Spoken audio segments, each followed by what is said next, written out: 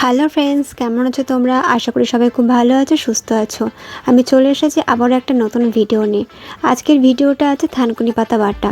সবাই থাম্বনেল দেখে বুঝতেই পেরেছো থানকুনি পাতাটা আমি কী দিয়ে বাটবো। অনেকেই তো থানকুনি পাতা অনেক রকমভাবে বাটা খেয়েছে।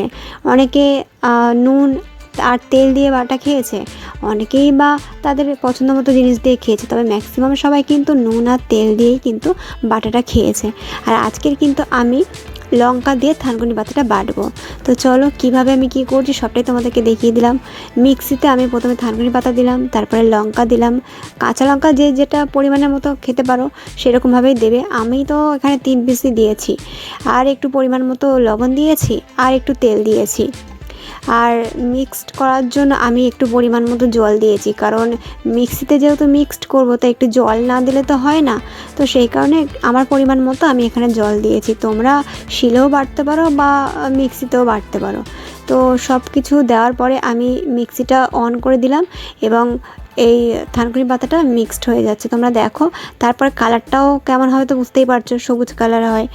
আর টেস্ট কিন্তু অসাধারণ টেস্ট হয়, তাই তোমরাও বাড়িতে চাইলে একবার ট্রাই করে দেখতেই পারো। কারণ ঝাল দিয়ে মানে লঙ্কা দিয়ে থানকুনি পাতা বাটা অনেকেই হয়তো খায়নি, তবে একবার খেয়ে দেখো কেমন টেস্ট লাগে। আশা করি সবার খুব ভালো লাগবে, কারণ আমার তো খুবই ভালো লাগে। তাই আমি প্রায় সময় কিন্তু থানকুনি পাতা লঙ্কা দিয়েই কিন্তু বাটা খাই। তাই তোমরা যারা যারা থানকুনি পাতা লঙ্কা দিয়ে বাটা খেয়েছো তারা আমাকে জানাও কেমন লাগে, আর যারা খাওনি তারা একবার অন্তত ট্রাই করে দেখো কেমন লাগে। আশা করি ভালো লাগবে। তোমরা আমাকে কমেন্টে জানাতে ভুলো না কিন্তু কার কেমন লেগেছে। তো চলো আজকে ভিডিওটা ছিল এই পর্যন্তই, দেখা হবে পরের ভিডিওতে। টাটা।